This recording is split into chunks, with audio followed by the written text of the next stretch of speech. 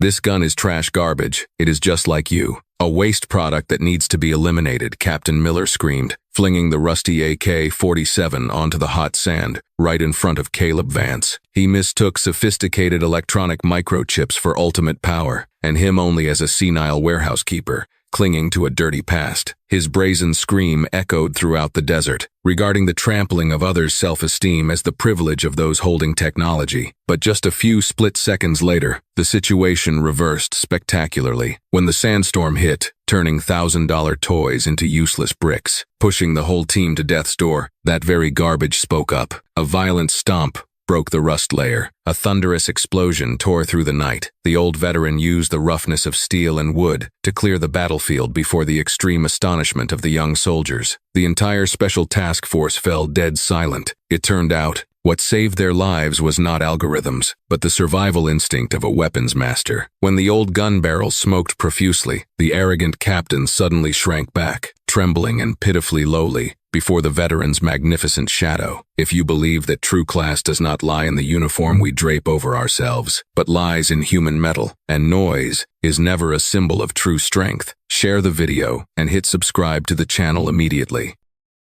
The sun hung suspended overhead like a fiery eye, punishing everything beneath it, scorching the desolate desert strip surrounding the forward base Delta Logistics Hub. The outdoor temperature had touched the threshold of 45 degrees Celsius, turning the air into a dense, shimmering vapor that suffocated all life. In the most remote and forgotten corner of the base, a place dubbed the Boneyard, that heat became exponentially more brutal. Tons of scrap metal, from rusty cannon barrels and bullet-riddled armored vehicle hulls to broken stocked rifles piled atop one another, absorbed the solar energy and radiated a stifling heat like a giant blast furnace. The smell of old motor oil, oxidized rust, and hot sand blended together to create a distinctive flavor of destruction and oblivion, a scent that only the mad or the nostalgic could endure. Amidst that graveyard of war machines, Caleb Vance existed as part of the scenery. The aged man, his skin darkened by the desert sun and wind, lay on his back under the chassis of an old-model military transport truck, the kind with an engine that roared like thunder and a gear stick as heavy as a dumbbell. Vance's protective coveralls had lost their original color, covered entirely by layers of grease stains accumulated over the years, turning him into a walking smudge amidst the sea of yellow sand. In his hand was a pitch-black rag, yet his movements were strangely gentle and meticulous. He was cleaning the truck's drivetrain, carefully removing every tiny grain of sand clinging to the joints, lubricating the dry gears with golden grease. To the young soldiers at the base, Vance was just a senile warehouse keeper doing meaningless tasks. But to Vance, he was not cleaning scrap. He was caring for old comrades. He felt the faint breathing of the steel, heard the groans of the corroding metal. He cherished every scratch on the vehicle body, every dent from a bullet on a gun barrel, for those were the scars of history, proof of an era when war was waged with blood and iron, not by cold microchips. He worked in silence and solitude, completely separated from the noisy technological world out there, like the last monk guarding the ruined temple of dead war gods. That solemn silence was suddenly torn apart by the roar of modern engines. A convoy of bulletproof armored Humvees, armed to the teeth with satellite antennas and automated turrets, swerved into the gravel path leading to the boneyard. Dust and sand billowed up, coating the piles of old weapons in a murky layer. It was Captain Miller's Quick Reaction Force QRF, the military's golden boys, the ones equipped with the most expensive toys that taxpayers' money could buy. The convoy screeched to a halt, the sound of rubber tires grinding against the gravel, ringing out harshly. Car doors burst open, and a stream of cold air from the air conditioning spilled out, contrasting sharply with the scorching heat of the surrounding environment. Captain Miller stepped out first. He looked as if he had just walked out of a flashy recruitment poster. His multi-environment combat uniform was crisp, carefully ironed to every crease. On his chest, he wore a full array of cutting-edge tactical accessories, an encrypted radio, a wrist-mounted GPS, and on his eyes, the latest model of mirrored Oakley sunglasses, reflecting the harsh sunlight. Following Miller was his group of young soldiers, their faces grimacing with discomfort. They had just stepped out of the cool cocoon of air conditioning and were immediately slapped in the face by the desert heat. The pungent smell of grease from the boneyard made them wrinkle their noses. Some even waved their hands in front of their faces as if trying to shoo away the scent of poverty and obsolescence. They looked around the area with haughty eyes, regarding it as a filthy medical waste dump they were unlucky enough to have to visit while waiting for their next patrol order. Miller adjusted his collar, walking among the piles of scrap with the air of a fastidious inspector entering a slum. His spotless Vibram-soled combat boots stepped over old brass shell casings, dodging puddles of spilled oil as if afraid of being sullied. He stopped in front of an old, rusty cannon barrel lying by the roadside, its camouflage paint peeling away to reveal the raw red steel beneath. Miller raised the toe of his boot and kicked the barrel lightly, creating a hollow, soulless clang. "Why hasn't command cleared out this prehistoric trash pile yet?" Miller muttered, his voice full of disdain. He turned to the corporal walking beside him, shaking his head wearily. "Look at this. This stuff must be from my grandfather's time. It's an embarrassment to this modern base." Miller's mirrored gaze swept a circle around the area, looking for something to vent his irritation about the heat upon. And then, he saw Caleb Vance. Amidst the blocks of deadly metal, the grime-streaked figure of the old veteran appeared like a stubborn grease stain, clinging to the polished, tempered glass of modern warfare. Vance was still stooped under the truck, his back hunched, showing absolutely no sign of caring about the presence of the uninvited guests. Vance's indifference pricked Miller's ego. He, a captain commanding an elite QRF team, was welcomed everywhere with solemn heel clicks and admiring eyes. Yet here, in this dump, a filthy old warehouse keeper dared to treat him like air. Miller felt ignored, and for someone with an ego as large as his, that was an unforgivable insult. He signaled for his soldiers to follow, then took long strides toward the broken truck. Miller's footsteps pounded hard on the ground, deliberately creating authoritative sounds to attract attention. He walked right up next to Vance, standing to block the stream of sunlight shining under the chassis. His long shadow loomed over the old veteran, swallowing Vance into the darkness of intimidation. He stood there, arms crossed over his chest, waiting for a reaction, a startle, or at least a fearful raising of the head. But Vance continued his work. His hand steadily moved the rag back and forth across the drive shaft, the metal rubbing against metal making a soft, purring sound, completely ignoring the officer standing, towering beside him. Miller's patience ran dry. He did not accept being turned into an invisible man in front of his subordinates. He wanted to assert power, wanted to let this stain know who the real master of this base was. Miller slowly reached up, removing the Oakley sunglasses from his face. The movement was slow, calculated. The mirrored lenses were lowered, revealing eyes narrowed with scrutiny and condescension. It was the look of a hunter eyeing weak prey, preparing for a malicious interrogation aimed at exposing and trampling upon the opponent's self-esteem. Captain Miller stood there, arms crossed over his chest, striking a pose full of patronizing superiority, his long shadow cast over the man lying under the truck, as if he were deliberately using the shadow of authority to swallow the small existence of the old veteran. The stifling heat rising from the gravel ground, hot enough to bake a person, seemed to have no effect on the cold arrogance radiating from the young officer. He looked down at Caleb Vance, who was struggling with stubborn, rusty screws, with the eyes of someone observing a lower life form doing meaningless tasks, to Miller, who believed absolutely in continuous replacement and technological upgrades. Expending effort to repair a machine decommissioned a decade ago was an act of madness and a waste of time. Vance's silence made Miller feel even more irritated. He wanted to pierce that taciturn shell, wanted to hear an explanation, or at least a sign of submission. He lightly kicked the toe of his boot against the flat truck tire, raising his voice in mockery, loud enough for the entire squad behind him to hear. "Hey, old man, what are you trying to revive this corpse for? Racing against camels?" His question was full of lethality, denying the entire value of the work Vance was doing. He called the truck, once the old mule hauling ammunition through so many fierce battlefields, a corpse. That was the mindset of the new era, where everything broken was discarded instead of repaired. Vance did not answer immediately. He remained lying on his back, eyes squinting against the dirt falling from the undercarriage. His calloused hand, covered in pitch-black grease, gripped the heavy wrench tightly. He took a breath, put his strength into his gaunt but sinewy arm, and tightened the drive shaft nut one more turn. The sound of rusty metal grinding against metal shrieked, sounding jarring and painful like the groans of old bones. Only when the nut was settled in the most secure position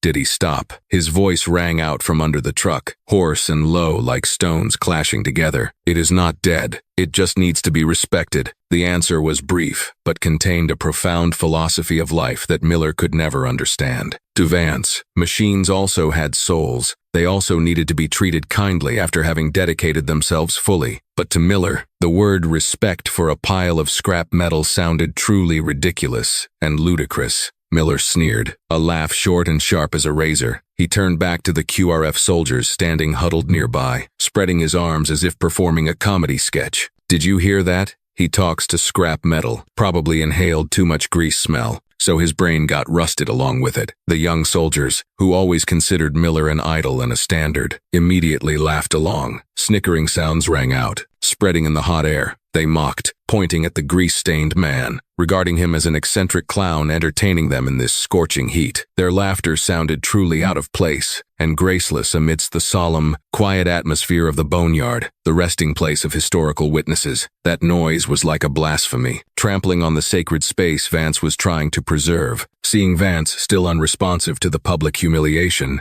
Miller felt his gloating was not yet complete. He needed more than that. He turned back, stepping closer to the truck. His expensive Vibram-soled combat boots, spotless without a single speck of dust, were placed right next to the hand protruding from under Vance's chassis. The harsh contrast appeared clearly. One side was clean, pristine technology, carefully wrapped. The other was the roughness, nakedness, and filth of manual labor. The toe of Miller's boot was only a few centimeters from Vance's blackened fingers, like a silent threat that he could crush that hand at any time. He bent down low, resting his hands on his knees, bringing his handsome but cold face closer to the veteran. His eyes behind the mirrored lenses began a scrutinizing scan. He looked at Vance like a biologist observing a strange and disgusting specimen under a microscope. He looked at the messy silver hair matted with sweat, at the deep wrinkles on the forehead filled with desert sand dust, at the protective clothes worn full of holes, soaked in machine oil to the point they could not be washed clean. He was searching for a weakness, a specific defect to continue attacking, to prove to the soldiers that this old man's existence was a mistake of creation. Miller's scrutinizing gaze swept over the gaunt shoulders, over Vance's slowly heaving chest, and then his vision suddenly stopped at a point. Amidst the gray undershirt that had turned dingy and was soaked with sweat, there was a strange object dangling to the rhythm of the old man's breathing. It was not a shiny stainless steel dog tag laser engraved like the soldiers these days often wore. It was a crude, ugly object, a 7.62mm bullet warhead, a heavy caliber type used for old-style assault rifles. That warhead was no longer in its perfect aerodynamic shape. It was dented, deformed on one side, rough and rugged. It hung loosely by a frayed olive-green military parachute cord, the threads unraveling, tied with a knot, so simple it looked makeshift. The cord and the bullet were matted with sweat and grease from Vance's neck, creating a smudged appearance, completely out of place compared to modern military hygiene and aesthetic standards. In Miller's eyes,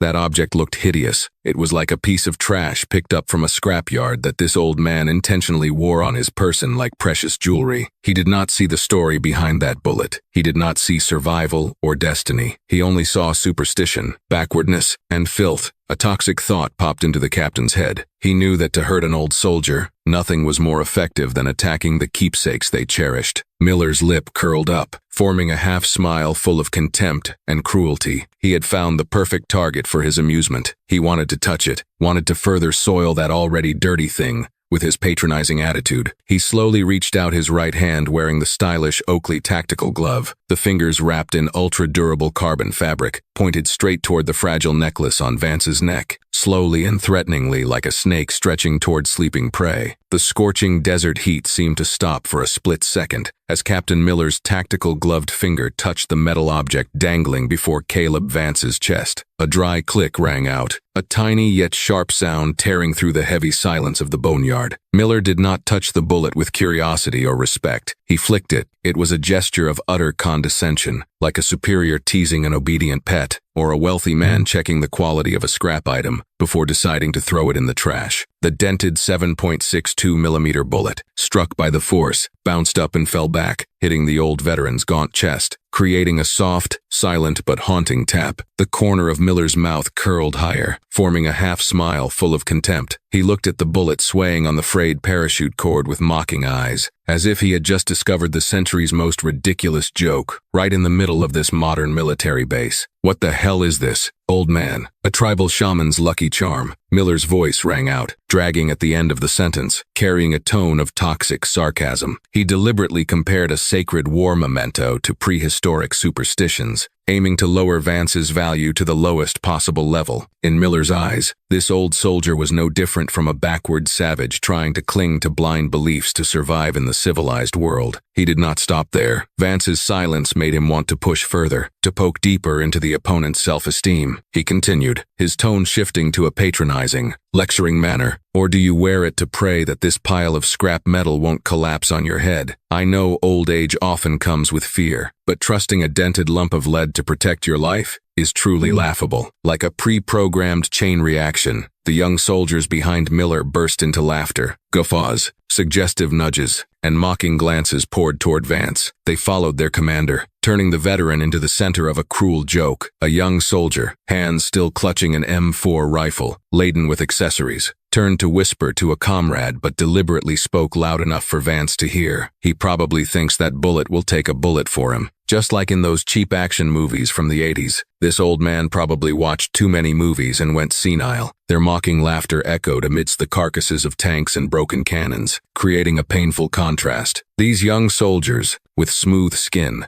that had never tasted the true smell of gunpowder, were standing on the shoulders of deceased giants to laugh at the past. They did not understand that the solid foundation they were standing on to flaunt that arrogance was built with the blood and bone of the very generation like Vance. Amidst that storm of humiliation, Caleb Vance slowly raised his head. His movement was slow, heavy but majestic like an old tank rotating its turret. He showed no anger or hurt. His face, with wrinkled, sunburned skin crisscrossed with small scars, appeared clearly under the harsh sun like an old topographic map, marking every up and down of past battles. His cloudy eyes, deep under bushy eyebrows, looked straight at Miller. It was a gaze so quiet it was terrifying. There was no fire of anger, no fear, only a deep and cold understanding of someone who had looked straight into the Reaper's eyes too many times to be shaken by anything. He did not brush Miller's insolent hand away. He did not back down either. Vance just calmly raised his hand, using the pitch-black rag he was holding to lightly wipe the grease stains on the back of his hand. That calm action was like a slap to Miller's aggression, proving that to Vance, the presence of this captain meant nothing more than desert dust particles. Then he spoke, his voice hoarse like iron chains dragging on concrete, resonating from his chest, where that bullet was resting. "It is a reminder. What kills a soldier is not a beautiful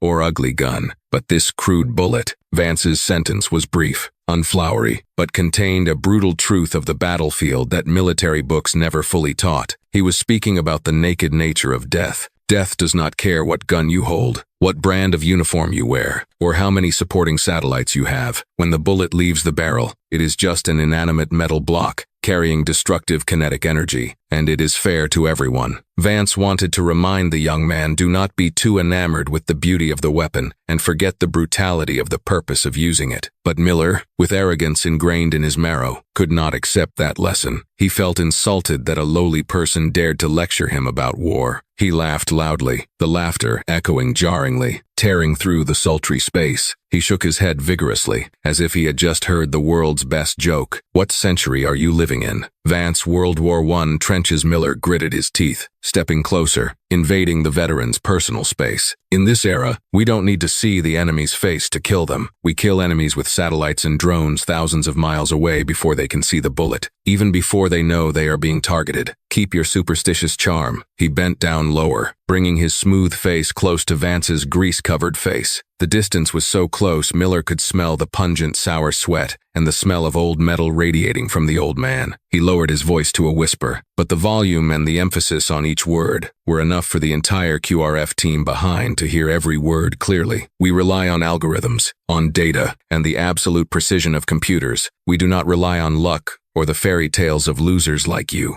Miller's words were like a manifesto of the new generation, worshipping technology as God. He believed that war had become a programming problem, where error was zero, and humans were just operators of perfect machines. He completely denied the human factor, denied the chaos and uncertainty of the actual battlefield. He believed he was invincible because he was wrapped in millions of dollars of technology and lines of code that were never wrong. That excessive confidence made him blind to the harsh reality lurking right outside the base's electronic fence. Vance looked deep into Miller's eyes, not arguing. He saw in those eyes the deadly naivety of a child overly protected, who had never tasted the flavor of despair when all technology collapsed, and only naked survival instinct remained. He intended to say something more, perhaps a warning, but destiny spoke for him. Just as that arrogant sentence ended, when the triumphant smile had not yet faded from Miller's lips, a chilling sound rang out from the distant horizon, drowning out all other noises. The quiet space of the desert noon was torn apart by a long, mournful, and ear-piercing howl. Scree-cree,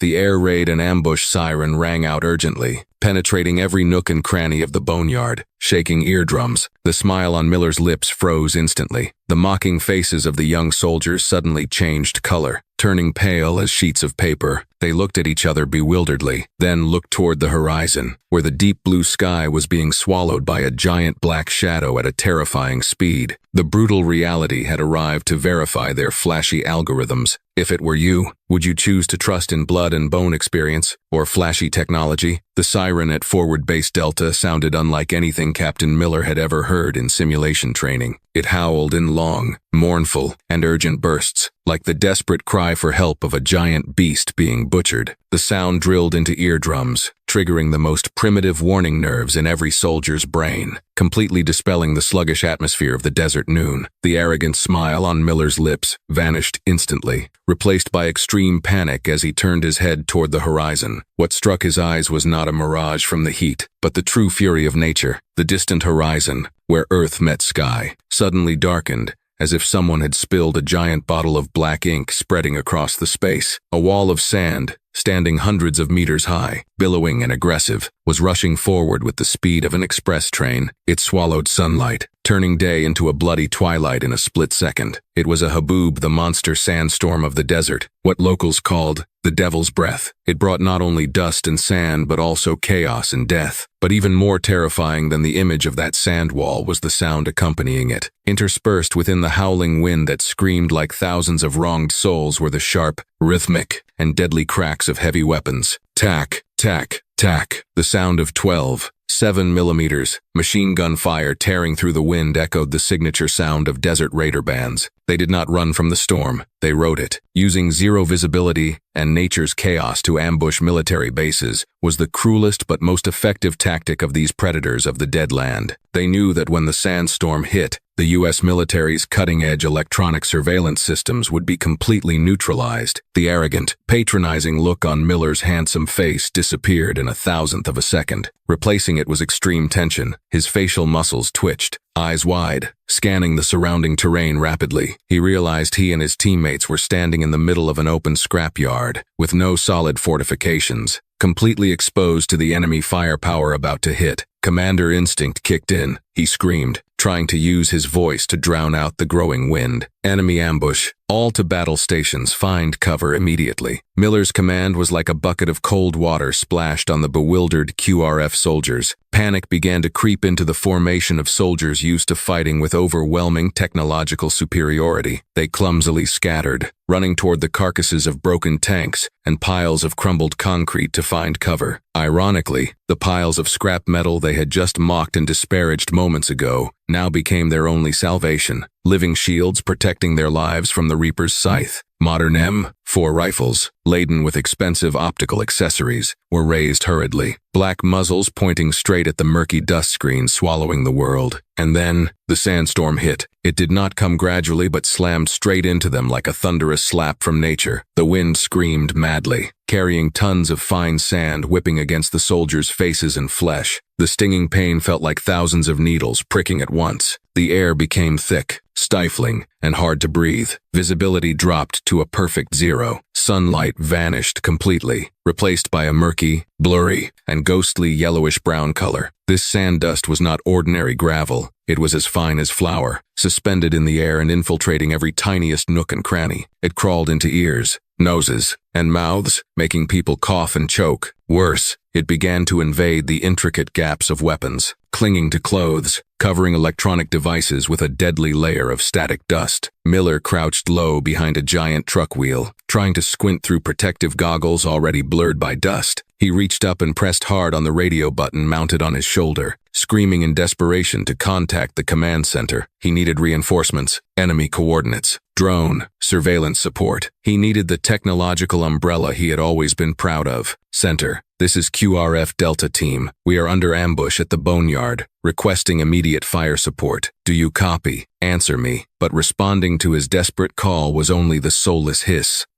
of static interference. The sandstorm, carrying a massive amount of electric charge, had created a natural jamming wall, completely cutting off all radio communication. The million-dollar satellite system, the real-time data link network, everything Miller had once thumped his chest proudly calling superior class, had now become deaf, dumb, and useless. He slammed his hand on the radio, cursing bitterly. Where the hell is the damn satellite? Why lose signal right at this moment? The feeling of isolation amidst the vast desert besieged Miller. He looked around, seeing only blurry silhouettes of teammates huddled together in the storm, red and green laser dots from their guns, flickering in the dust screen like lost fireflies. No digital maps, no target designation, no God's eye from above. They were turned into blind men, stripped of their strongest weapon information, nakedly facing the enemy right on their home turf. Right at that moment, from within the murky yellow dust screen ahead, large black shadows began to appear vaguely. The roar of pickup truck engines and the clanking of iron chains became increasingly distinct. Converted technicals, with heavy machine guns mounted on their beds, rushed out from the sandstorm like steel monsters. They needed no radar or thermal sensors. They rushed in with aggression and terrifying familiarity with the terrain. Bullet sparks began to plow up the ground around the QRF team's position, splashing gravel and concrete. Miller grit his teeth tight, cold sweat streaming down his temples, mixing with dirt to form filthy mud streaks on his face. He pressed his cheek against the gunstock, trembling index finger placed on the trigger. His expensive custom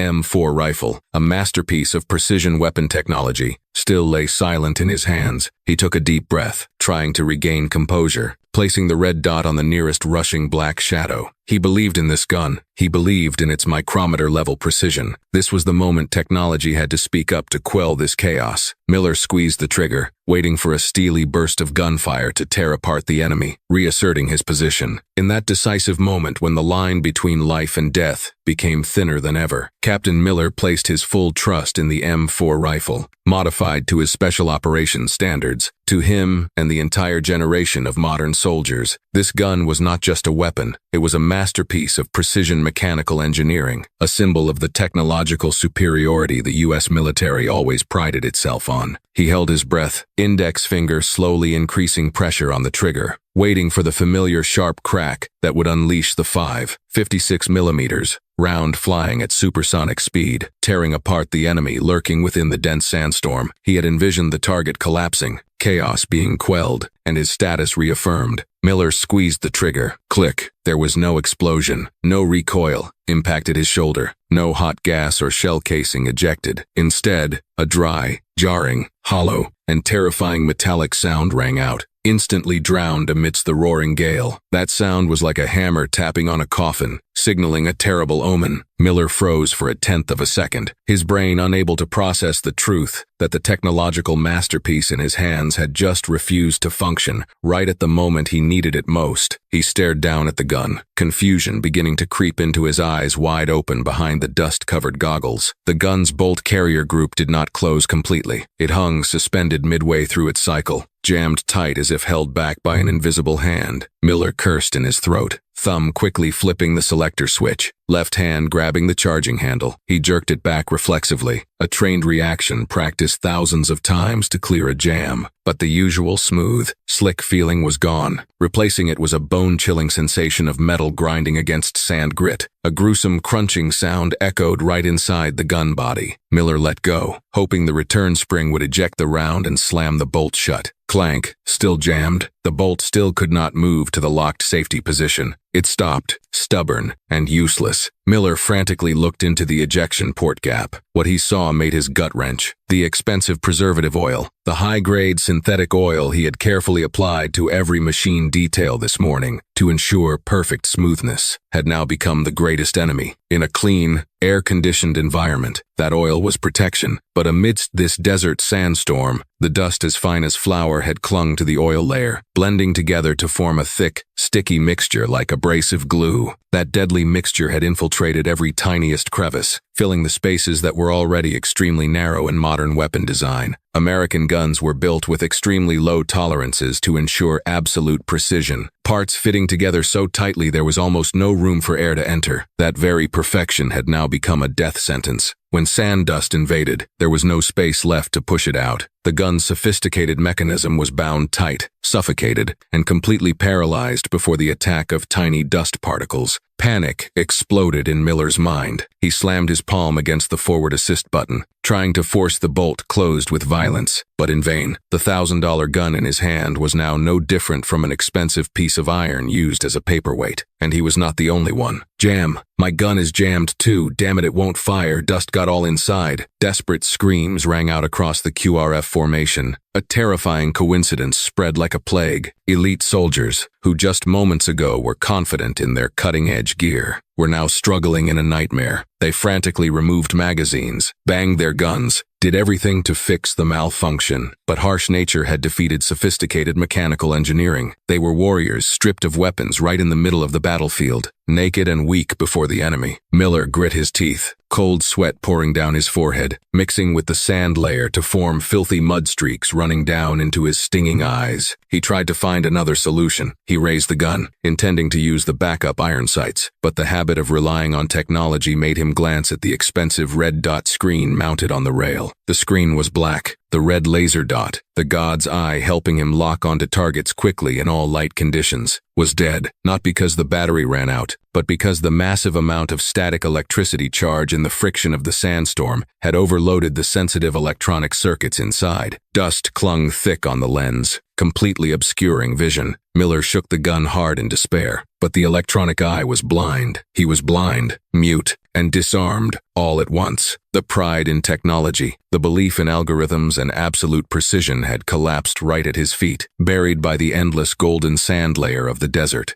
Meanwhile, the enemy did not wait for them to fix their guns. The pickup trucks of the Raider band were getting closer. Engine roars heard distinctly over the wind. Bursts of heavy machine gun fire began to plow up the ground around the QRF team's hiding position. The sound of bullets, hissing zew, tearing through the wind was eerie. Armor-piercing rounds embedded into concrete blocks and tank carcasses, splashing sharp debris. Enemy fire shredded fragile protective sandbags, causing dust to fly blindly, covering even the last rays of hope. Miller hurriedly hunched down, pressing his body close to the truck wheel to avoid bullets. His heart beat wildly in his chest, so hard he felt like it was about to burst. He looked at his comrades, seeing the dazed and fearful faces of the young soldiers. They were huddling together, hands clutching useless guns tightly, waiting for death to strike. A feeling of helplessness enveloped Miller. He was the commander, but he could do nothing to save them. He had relied too much on flashy technological toys and forgotten that, when batteries died, when microchips failed, when dust invaded, humans were left with only weak survival instincts. A bullet grazed Miller's shoulder sleeve, tearing through the bulletproof uniform fabric, leaving a burning sting on his flesh. Death was coming very close, cold and cruel, manifesting through the muzzle flashes of the enemy lurking in the sandstorm. Miller closed his eyes, preparing to receive the worst. His arrogance, his great ego now shrank, trembling and pathetic. Right in that moment of utmost despair, a rustling sound rang out right beside him, distinctly different from the sound of wind and gunfire. Miller opened his eyes. He saw Caleb Vance. The old veteran still maintained a strangely calm demeanor amidst the chaos. He did not cower in fear, nor did he fumble with broken technological items. His old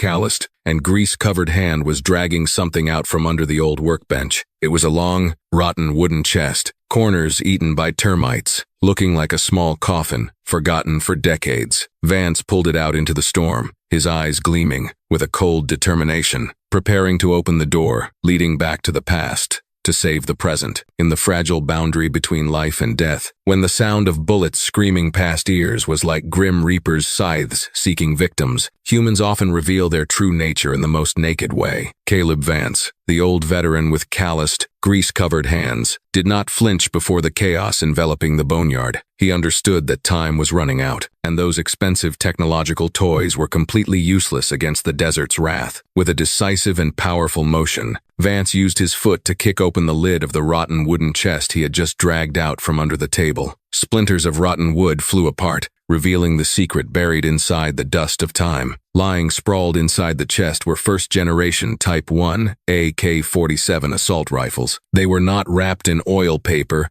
or vacuum-sealed like the modern weapons in Miller's armory. They lay there, naked and crude. The steel of the gun bodies had turned the reddish color of rust, a sign of oxidation over decades of neglect. The wooden handguards and stocks were eaten away by termites, looking like dry firewood about to crumble. But to Vance, these were sleeping monsters, stoic warriors just waiting to be awakened, to roar the voice of violence. Vance bent down, grabbed one, feeling the familiar weight of steel and wood in his palm. He turned to Miller, who was cowering behind the truck wheel, face pale with fear. Vance shouted, trying to use his hoarse voice to drown out the screaming storm wind. "Use this. They can still shoot." He shoved the gun toward the young captain. His action carried the urgency of someone wanting to save a comrade's life. Regardless of differences in rank or viewpoint, he believed that in this life or death moment, whatever weapon could fire was the best weapon. But Miller did not think so. He looked at the gun in Vance's hand like he was seeing a pile of stinking feces just presented before him. Through the dust-blurred goggles, his eyes were glued to the rust peeling off in flakes on the gun body, to the patchy termite marks on the wooden stock. In the young captain's eyes, this was not a lifeline. This was the final insult fate had reserved for him. He, an elite officer of the U.S. military, trained to use the planet's most cutting-edge equipment, was now forced to pick up a piece of Cold War trash to save his life. He felt like this old man was mocking his impotence, using this pile of scrap to slap him in the face, proving that his technology was useless. Rage exploded in Miller's chest, hot and frantic, overwhelming even the fear of imminent death. Wounded self-esteem made him lose all reason. Instead of taking the gun, Miller swung his arm,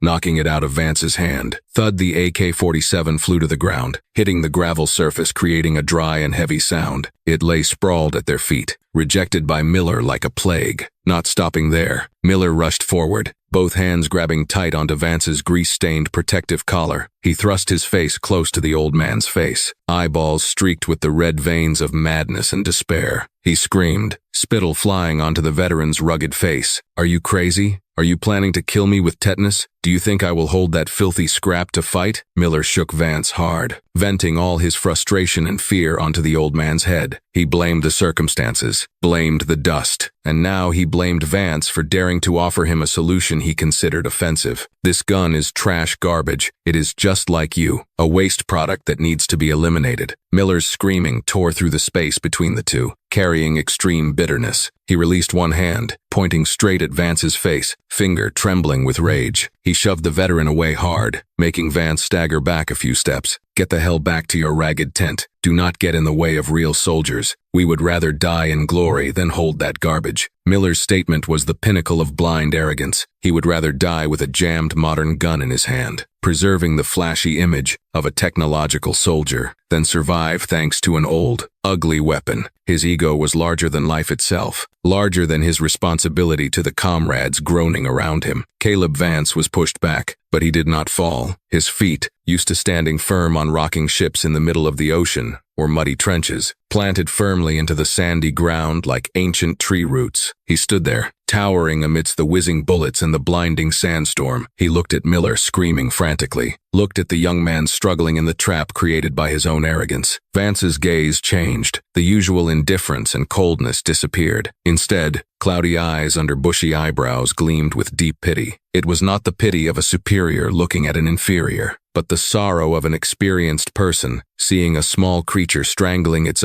only chance of survival with its own hands. He pitied a generation that had relied too much on the outer shell and forgotten the core values inside. He looked at Miller like looking at a dying man, a death row inmate standing before the gallows, but still trying to adjust his tie knot to look nice. Pity for someone about to be wiped out, not by the enemy, but by his own flashy and hollow ego. When cornered, would you choose your ego or your life? The sandstorm outside was still screaming with the power of a primordial monster, swallowing all sound and light into its giant red dust-filled belly. But more terrifying than nature's aggression was the heavy machine gun fire of the Raider band getting closer. Large caliber bullets tore through the wind, plowing through the fragile sandbags Miller used as a last refuge. The sandbag fabric tore apart. The sand inside poured out like blood, splashing onto the young officer's face. Dust, gravel, and hot metal fragments whipped against Miller's flesh, making his face, already pale with fear, look even more pathetic and distorted. Death was no longer an abstract concept in tactical lectures. It was present right before his eyes, cold and cruel, preparing to wipe his existence from this world. In that moment when reason was swallowed by fear, the most primitive human survival instinct rose strongly, crushing all vanity and hollow self-esteem. Miller saw the rusty AK-47 he had flung to the ground seconds ago. It lay there, sprawled amidst the gravel, stained with mud, ugly and crude like a discarded piece of scrap. But now, in Miller's panic-widened eyes, it suddenly became the only lifeline amidst the flood. He no longer cared if it was trash or an insult. He needed something that could fire. Whatever it was, Miller rushed forward, pouncing on the gun with both hands. With the frantic hunger of a drowning man grabbing a rotten log, he hugged the wooden handguard eaten by termites tight, ignoring the splinters that could pierce his hands or the filthy rust clinging to his expensive tactical gloves. He raised the gun, rested the wooden stock against his shoulder, aiming the barrel toward the black shadows lurking in the sandstorm screen. He grit his teeth, pouring all final hope into this pile of scrap, praying it would grant him a miracle. Miller's right hand left the trigger. Grabbing the charging handle, he used force to jerk it back to load, preparing for a retaliatory burst. He had performed this action thousands of times on smooth M4s, where the bolt slid gently as if on an air cushion. He expected a similar feeling, a crisp clack signaling the bullet had entered the chamber, but nothing happened. The bolt carrier did not budge, not even a millimeter. The thick rust layer accumulated over decades of neglect in the scrapyard had turned into a super hard glue, binding the metal parts tight together. The charging handle seemed welded to the receiver, stubborn and immobile against human pulling force. Miller froze for a split second, then panic exploded. He clenched his jaw, neck veins bulging, using both hands to grip the gun tight, pouring all the strength of a grown man facing the Reaper to pull. He pulled until his knuckles turned white, muscles tense and aching, but that rusty iron block still stubbornly challenged him. It refused to submit to someone who understood nothing about it. Helplessness transformed into frantic rage. Miller felt like he was being mocked. He had just thrown away his pride to beg for help from this inferior weapon, yet it also turned its back on him. He screamed, the yell containing extreme despair mixing with the storm wind. Trash. It is dead. It is as useless as you. He slammed the gun stock hard against his thigh, trying to make it work through blind violence, but only received pain for himself. In Miller's head right now, the whole world seemed to be conspiring against him. Modern $1,000 guns were jammed with sand dust. Antique guns were broken due to rust. Technology betrayed him, and now the past also rejected him. He was stuck in the middle, naked and weak, without any means to protect his life. He felt like the victim of a cruel joke of fate, and he needed a place to vent this fury. Miller's wild eyes turned to search for a target, and they stopped at Caleb Vance. The old veteran still stood there, calm to the point of being an eyesore. In his delirium, Miller attributed all blame to the old man's head. It was he who managed this scrapyard. It was he who gave him the broken gun. It was he who dragged out the time, causing him to not retreat in time. He looked at Vance not as a comrade, but as the cause of the impending death, as a saboteur who had pushed him to the dead end. Unable to maintain any composure of a commanding officer, Miller rushed toward Vance. He used two hands to lift the AK-47 to chest level. Then, with a brutal push, he thrust the gun hard into the veteran's chest,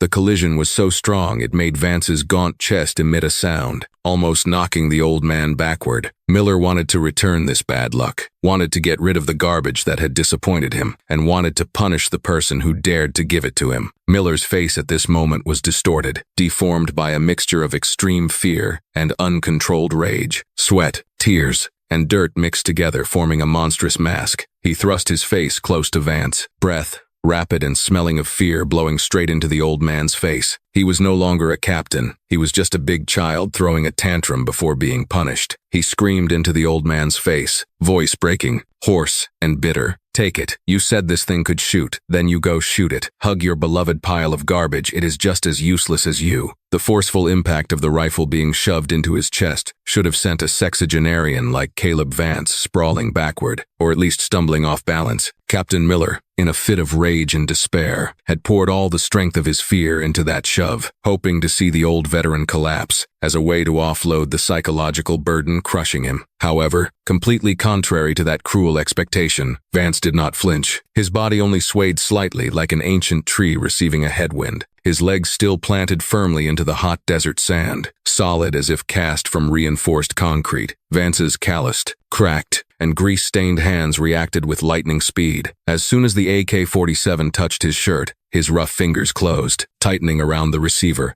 and handguard. It was not the trembling grip of a senile warehouse keeper, but the pincer lock of a soldier who had spent his entire life holding a gun. His movements were fast, neat, and decisive to a strange degree, creating a sharp contrast with his usual slow appearance. That sudden change made Miller startle. He let go as if he had just touched a high-voltage current, unconsciously backing up a step, rapid breath choking in his throat. The moment Vance's hand touched the cold, rusty steel of the gun, an invisible but intense transformation occurred. The shell of a senile, resigned, and harmless old man seemed to melt under the desert heat, revealing the true nature buried for the past 20 years. The pity Vance held for Miller a few seconds ago disappeared completely. Not a single trace left. The softness and tolerance of old age were brushed aside, making way for an aura far more terrifying. His cloudy eyes beneath bushy eyebrows suddenly became clear and sharp as a freshly honed blade. Inside those eyes, a brilliant fire flared up, but it was the cold fire of extreme concentration, of absolutely controlled killing intent. It was the gaze of an alpha predator awakening from a long hibernation, hungry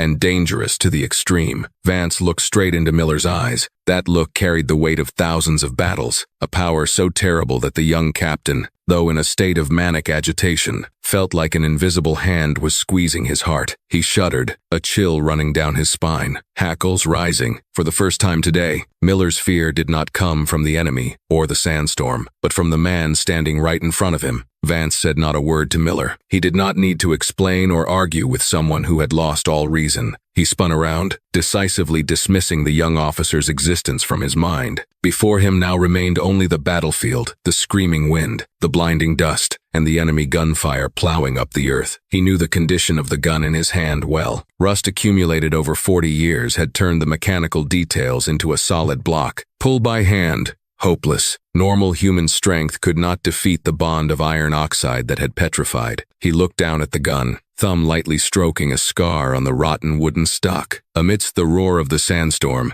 Vance mumbled in his throat, his voice deep and strangely affectionate, as if whispering to an old lover met again after many years of separation. "Wake up, old girl, time to work." As the words ended, Vance executed a series of movements that no modern military textbook would dare instruct. He stepped out of the safety zone of the truck wheel. Standing up straight, Vance drove the wooden gun stock hard into the sandy, gravelly ground. He pressed down hard to ensure it had the firmest fulcrum, turning the ground into an anvil for the coming blow. His left hand gripped the handguard tight, keeping the barrel pointing straight up steadfastly. His body leaned slightly backward, shifting the center of gravity to his left pivot leg. His right leg, encased in an old military boot, but with a sole hard as rock, slowly lifted high. He brought his knee up past his waist, bent the leg, eyes glued to the jammed, rusty red charging handle on the side of the gun. In a split second of frozen time, Vance poured all muscular strength, all suppressed fury, and the technique of a weapons master into the decisive strike. He stomped down. It was not a probing kick, but a destructive stomp, a thunderous kick with the rigid boot heel aimed straight at the metal latch, challenging his patience. Amidst the insane roar of the sandstorm, a distinct sound rang out, dry and jarring enough to curdle blood. Crack. That noise sounded less like metal colliding, and more like the shin bone of a grown man snapping in two. Captain Miller flinched, reflexively cowering behind the truck tire, eyes wide with horror as he stared at Caleb Vance. For a brief moment, he was certain this crazy old man had snapped the gun in half, destroying their last fragile ray of hope with a single act of mindless violence. He had prepared the most vitriolic curses to hurl at the veteran, but the words choked in his throat as he witnessed what happened next. The thunderous stomp from Vance's rigid military boot heel generated a massive physical shock, impacting directly on the weakest point of the rusted metal block. The thick layer of iron oxide, which had sealed the AK-47 for over 40 years, could not withstand that sudden, brutal force. It shattered. Shards of reddish rust sprayed outward like a cloud of bloody dust, blending into the blinding sandstorm. The casing of time was torn open, revealing the shiny black steel core beneath, which still retained a deadly coldness. The bolt carrier, after decades of sleeping in its cocoon of time, was finally forced to awaken. It broke free, sliding violently backward, with the ear-piercing shriek of metal friction. The ejection port flew open,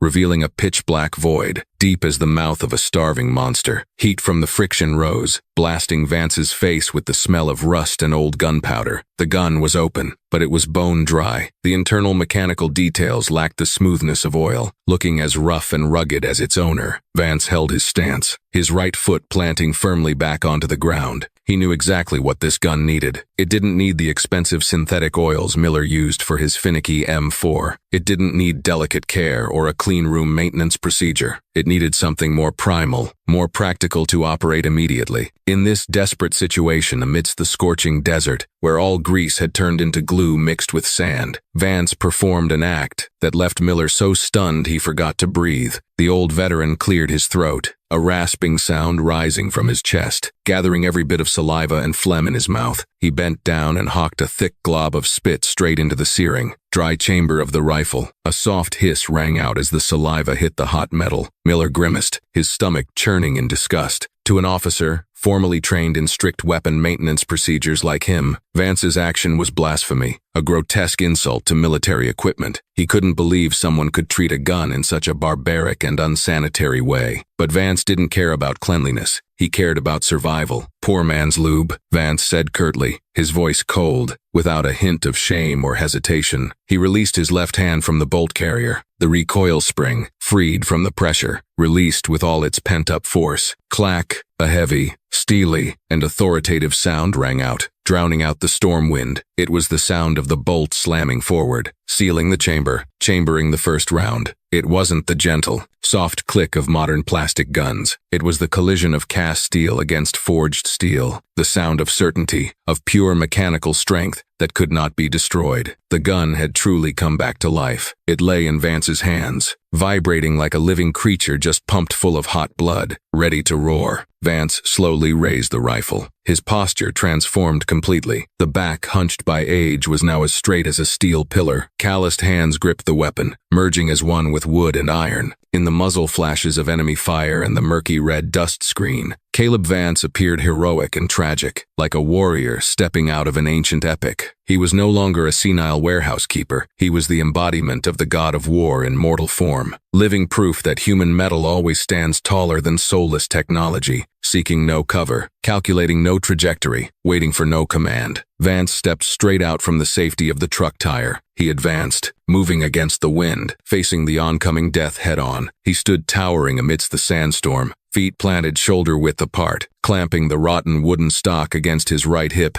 in a classic hip-firing stance, a technique forgotten in modern textbooks, but brutally effective in chaotic close-quarters combat. His index finger found the trigger, his fiery eyes locking onto the dark shapes moving ahead, and then he squeezed. Boom, boom, boom, jarring explosions rang out, intermittent but steady, completely breaking the chaotic rhythm of the sandstorm. It was not the neat, pleasant tap-tap of modern assault rifles, equipped with suppressors or advanced flash hiders. It was the roar of a prehistoric monster, a brutal, naked, and aggressive explosion like rolling thunder. Every time Caleb Vance squeezed the trigger, the entire surrounding space seemed to shake. The shockwave from the muzzle spread powerfully, slamming into the chests of those standing nearby, creating a tangible physical pressure that made their hearts race. Searing hot steel shell casings ejected from the port, spinning in the air before plunging into the soft sand beneath Vance's feet. Acrid gun smoke, that characteristic burning smell of old propellant, billowed from the barrel, blending with the sandstorm to create a deadly mist surrounding the old veteran. In that blurry space, Vance stood firm as a rock. Every recoil of the gun only made his shoulder vibrate slightly, yet sowed terrible destruction toward the enemy. Captain Miller, still huddled behind the truck tire with the useless M4 in his hands, gaped in astonishment at the scene before his eyes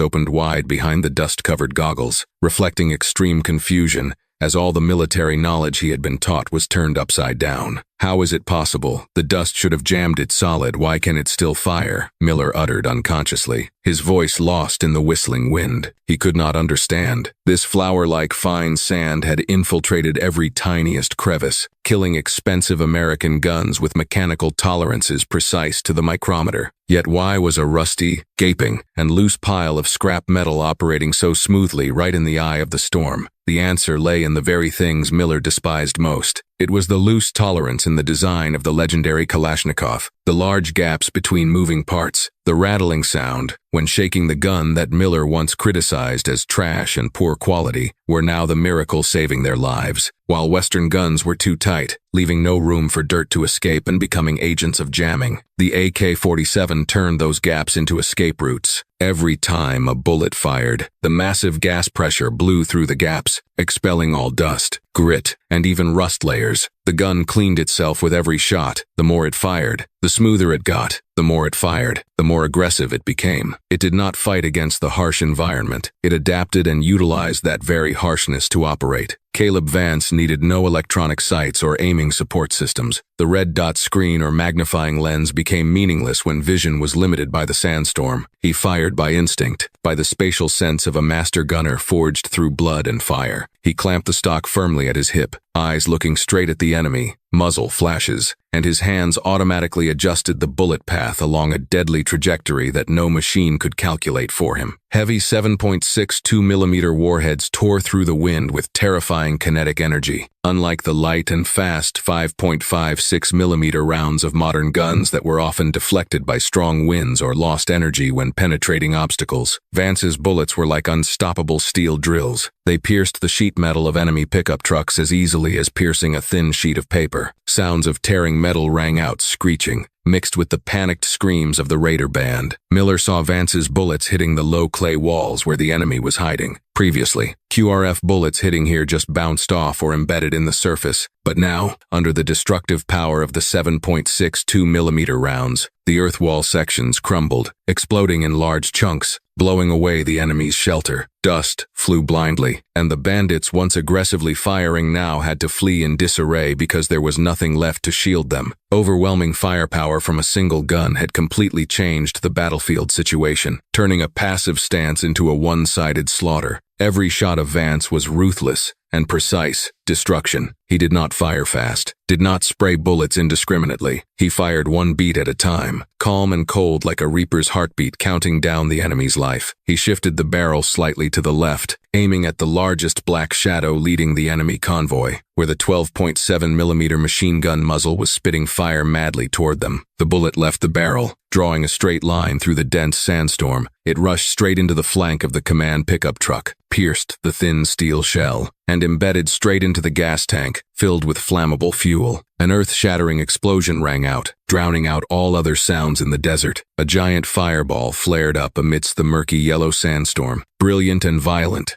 like a second sun having just fallen to the ground. The pickup truck was tossed into the air, spinning before falling to the ground, shattering into flaming debris. The heat wave from the explosion swept across the battlefield, carrying the acrid smell of gasoline and burning flesh, marking the end of the invaders' arrogance. The entire chaotic battlefield seemed to shrink, revolving solely around the deadly rhythm emanating from the gun in Caleb Vance's hands. He did not spray bullets madly like panicked rookies, nor did he need the pre-programmed 3-round bursts of modern weaponry. He fired one shot at a time, rhythmic, slow but sure and steady like the beat of an aged heart of unparalleled endurance. Each ringing explosion was a steely affirmation of pure mechanical power, a full stop to the enemy's aggression. In the veteran's hands, the rusty AK-47 was no longer an inanimate object. It had become an extension of his body, breathing the dust and blood-filled air along with him. Faced with the terrifying and absurdly precise firepower of a lone old soldier, the Desert Raiders began to break rank. Their confidence, built on bullying technology-dependent units during sandstorms, now collapsed completely. They realized their opponent this time was not a lamb blindfolded by electronic interference, but an old wolf all too familiar with hunting in the dark. The remaining pickup trucks roared as they turned around, wheels spinning and kicking up dust as they fled for their lives into the vast desert, leaving behind the charred carcasses of their cohort's vehicles and the acrid smell of failure. Throughout those 45 terrifying and epic seconds, Captain Miller could only stand frozen on the spot. He huddled behind the giant truck tire, hands still clutching the M4 rifle worth thousands of dollars, laden with cutting-edge accessories. But right now, that technological masterpiece in his hands was no different from a useless paperweight, heavy and ironic. He looked down at the gun, looked at the fine dust covering the exquisitely machined grooves, looked at the dead sighting screen, and felt disgust rising in his throat. All the pride, the theories of firepower, superiority, and technological dominance he had worshipped for so long had been mercilessly crushed by a sandstorm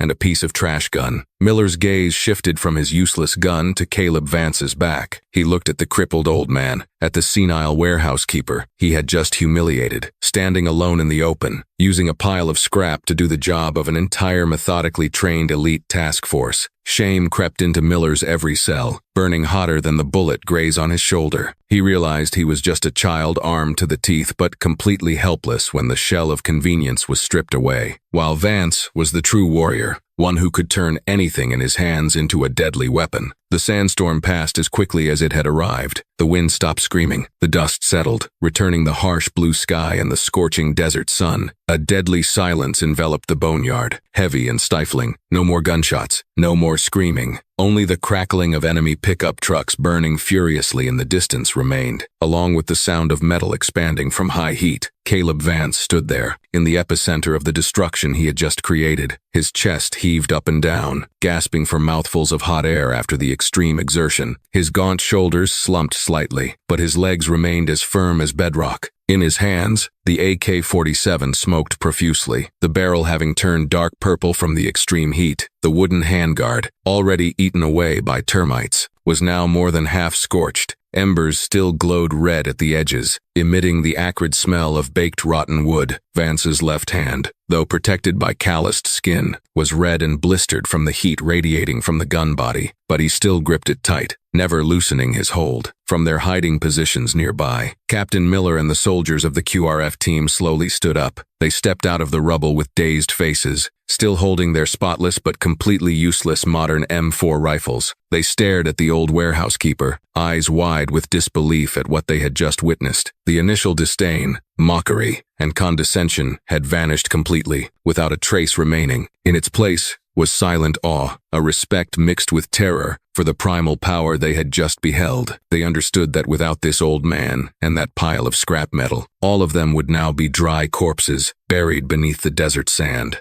Vance did not turn back to look at them. He showed no smugness, nor did he wait for a word of thanks. He slowly reached down to his hip, unhooking the old aluminum canteen dangling from his belt. He unscrewed the cap, his movements deliberate as if he were preparing to water a thirsty plant in the middle of the desert. He tilted the canteen, pouring a small stream of water onto his glowing, red-hot barrel. Hiss! A piercing sound rang out as cold water met hot steel. A thick cloud of white steam flared up violently, enveloping the gun and Vance's upper body. That dense white mist obscured the veteran's rugged face, revealing only a towering and majestic silhouette. In the blurry steam, the image of Caleb Vance appeared no longer as a man of flesh and blood, but like a statue cast in black bronze, a haunting living legend stepping out from the smoke and fire of war. Cold and eternal, Caleb Vance waited for the blinding white steam to dissipate completely, revealing the gun, which had cooled down somewhat but still lingered with the acrid smell of burnt wood. He slowly removed the empty magazine from the receiver, his movements gentle, like lifting a burden from an old friend who had just excellently completed its mission. With an indifference bordering on coldness, he swung his arm, tossing the rusty AK-47 back onto the scrap pile right at Captain Miller's feet. A dry clang rang out as metal hit metal, marking the end of a battle and the return of a legend to the realm of slumber. Not stopping there, Vance reached up to his neck. He gave a sharp yank. The frayed parachute cord snapped. He held the dented 7.62 millimeter bullet, the object Miller had flicked in mockery earlier, and threw it toward the dazed young captain. Miller clumsily caught it out of reflex. The bullet lay nestled in his sweat-drenched palm, freezing cold and heavy. The chill of the deadly metal contrasted sharply with the stifling heat of the desert, making Miller shudder as if he were holding a heart that had long since stopped beating. "You called it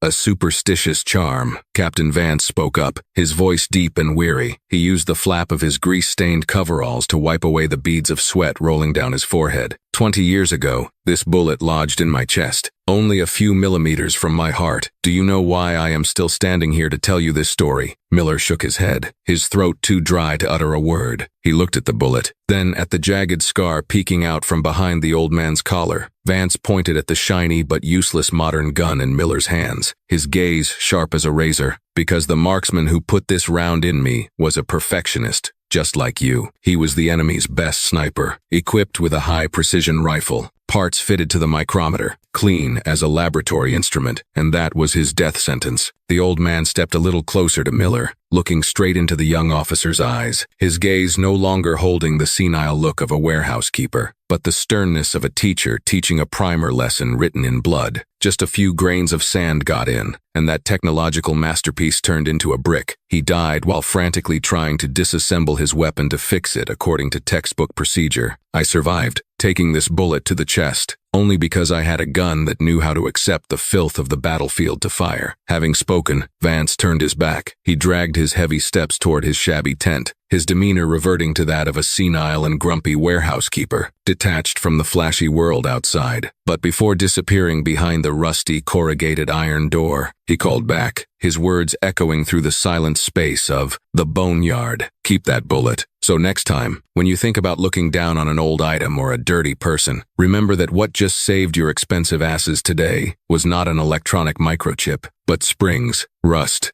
and a kick." Captain Miller stood frozen in the vast boneyard. He gripped the dented bullet in his hand until his knuckles turned white. Today's lesson was not written in any military textbook, but in abject humiliation and belated gratitude. Under the harsh desert sun, Miller's shadow stretched long on the sand, looking small and lonely beside the piles of scrap weapons stacked as high as mountains. Those aged machines stood there, silent and majestic, like quiet historical witnesses looking down on human arrogance with the forgiving eye of time. The story at Forward Base Delta closes there, not with the roar of engines or hollow commands over the radio, but with the burning silence of the desert wind, sweeping away the arrogance of technology. There are core values that have been buried beneath the dust of time and the glitz of microchips for so long that, when awakened by the steely blast of a rusty gun, they no longer need to clamor for justification. They simply stand there rough, stained, yet resilient, forcing all those who once worshipped soulless algorithms to bow their heads and recognize their own fragility in the face of harsh nature. And there are people like Caleb Vance. They do not need crisp uniforms or shiny medals. They accept letting their hands get stained with grease, accept being viewed as the blemishes of a new era. They exist like old but durable machines, only to affirm a simple truth when all artificial halos fade. It is human metal and blood and bone experience that remain the ultimate weapons for survival. If the image of the freezing, dented bullet in the young captain's hand made you pause and reflect for even a few seconds, if you have ever seen someone cast aside simply because of their worn-out appearance or their silence, Stay with us, hit follow, and subscribe to the channel right now so you won't miss our next journeys. Here, we do not tell stories to glorify hollow modernity, but stories about the soul of iron and stone and the true value of humanity. Because every time you choose to listen to the end, you are contributing to affirming that classic values are never obsolete. They are merely waiting for the right moment to shine.